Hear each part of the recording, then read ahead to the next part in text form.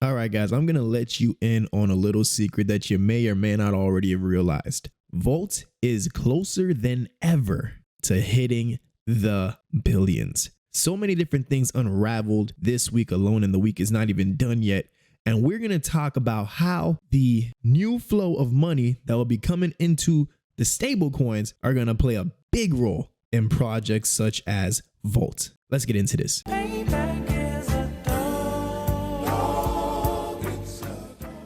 Now, before we begin, guys, please do me a favor and smash that like button. If you're new to the channel, welcome, guys. Do me a favor and hit that subscribe button and also the notification bell for me, please, and thank you, guys. So first things first, what do I mean when I say that we're close to the billions than ever? Looking at the chart right now on the ETH side, we are sitting at a $111 million market cap, have been sitting strongly over that 100 million level in support. Looking at the overall markets, we have been sitting significantly higher than where we were literally just 3 to 4 days ago when the banks crashed and everyone thought everything was about to burn into flames. As of recently, Fidelity has now opened its doors for the top stable coins to now be available on their trading platform to, yes, millions of their retail customers commission free. And this is the full article breaking it down how they quietly went live. Millions of retail investors will now have access to BTC and ETH. Guys, that is a major accomplishment for the overall space as a whole. Why? Because 37 million customers, right? Now, this is Fidelity. This is the cream of the crop. You know, this is not like your regular old two-timer institution. No, this is the cream of the crop. And they just quietly said that they are bullish on the stables. Now, here's how this works. And this is why it's so important for Volt to keep doing what it's doing and becoming the top tier meme coin, because all the money will start flowing into the stables first, right? Now, as the money starts flowing into the stables, naturally it's going to trickle into its top meme coin assets, because there's going to be a lot of traders, a lot of whales in particular, that, yeah, they're cool with the 8% gain, but some of them want to see that thrill, that run, like what they saw with Shiba.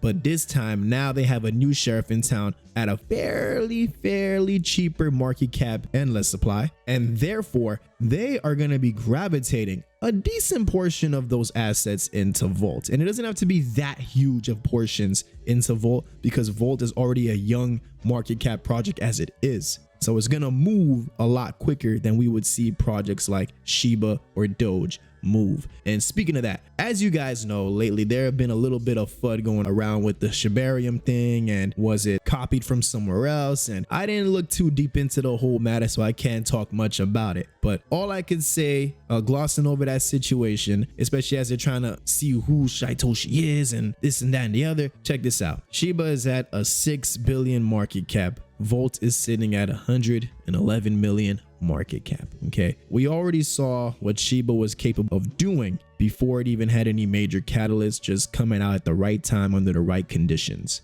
And right now it's looking like things are repeating again in terms of the right conditions, because this right here with Fidelity, this is probably the biggest news in terms of mass adoption altogether. And once this starts flowing in, and we already see it, BTC climbing back to 25K, ETH climbing back to 1700s, is still middle of March. We're seeing that happen. Projects like SHIB, for me, those are for the whales. Those are for the ones that already made a big portion of their money and have a good position in there from now. So the pump that I believe it will have when the time comes, that pump will be more than enough money for them. But for the everyday working investors that can afford a couple $100 or something, or even a couple $1,000 or something, well, the best bet, and this is not financial advice, but this is just my train of thought, the best bet is to go into an asset that's far lower. I think close to like 60x lower in price, but that actually is hyper deflationary. I saw a post, I think that was from, I'm not sure if I remember exactly, on Twitter, but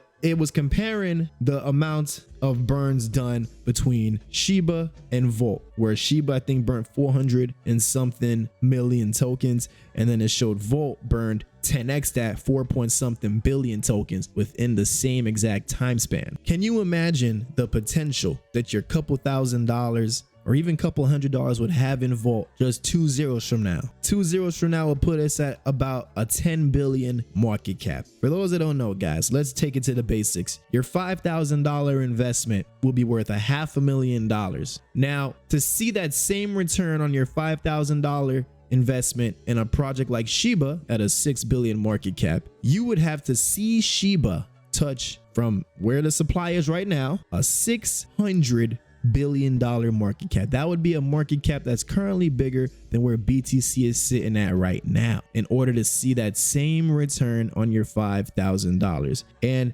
keeping it real, that still wouldn't put it at a penny. It would put it at a tenth of a penny in price. But at the end of the day, this is not the biggest deal. It all comes down to the market cap. That's how you really get to see what your bang for your buck really is. And when I'm saying a 10 billion market cap, guys, remember, that's thinking, to me, that's still thinking short term for Vault, because, you know, I'm not one to do too much price predictions like I used to back then. But going off of what I think this can lead to, when I say this project can go to the multi-billions in the short term and of course the long term, now I gotta say, I stretch the bar a little more. When I say multi-billions, that could be, you don't know, that could be as little as 2 billion, that could be up to 5 billion.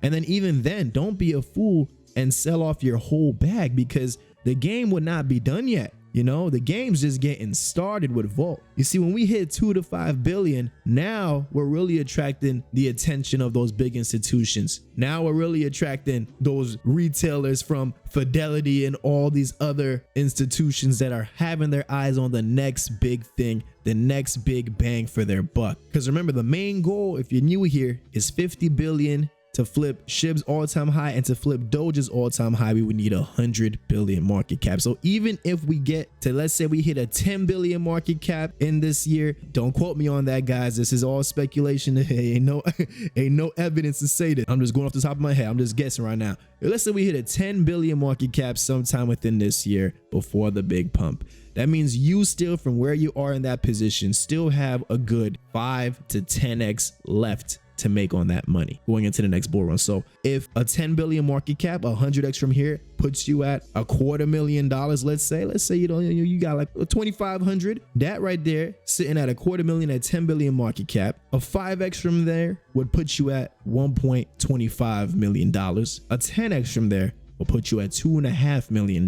Now, of course, you know, I advocate shaving profits responsibly and do it through an exchange. We got over 100 of them. Do it through an exchange, not through the chart. You messing it up, not just for us, but you messing it up for yourself, because you're spending a lot more money than you're supposed to be spending from just being lazy and not wanting to figure out how to use an exchange correctly to cash out. Anyway, shave some profits if you need to, right? Take your initial out, take a little extra change for you, hold yourself down a bit, right? But don't clear out your bag. And I know even after saying this, it's still going to be people that are going to do that. People are going to try and clear their bag at all-time highs. It's no type of common sense. There's no type of foresight in those type of investors unless they already hit it big. But a lot of people coming in now, they ain't hit it big just yet. Asking when burn, when this, when that, when Binance. I know they ain't hit it big because they wouldn't care about when. They just be holding and just chilling. But we gotta be smart about this, guys. Don't sell for a 25K win because you were too impatient to hold for that 6 to 7 figure return. You know what I mean? And myself included, you know, I set a plan. I set a plan basing it for every time we reach a substantial mark, how much to comfortably take in profits. But knowing, keeping in mind,